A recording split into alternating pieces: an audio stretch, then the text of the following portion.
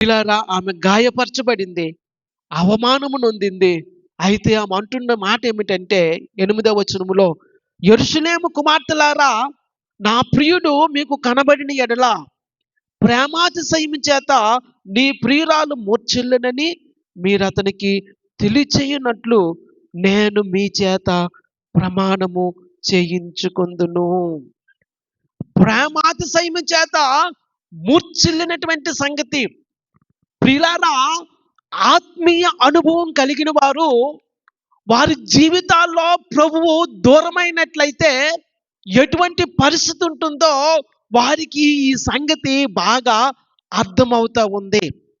ఒక మాటలో చెప్పాలి అంటే దేవుని కొరకు ఆతృత, దేవుని కొరకు ఆశ, హంగర్ ఫర్ గాడ్, దేవుణ్ణి చూడాలి అనేటువంటి ఆ తపన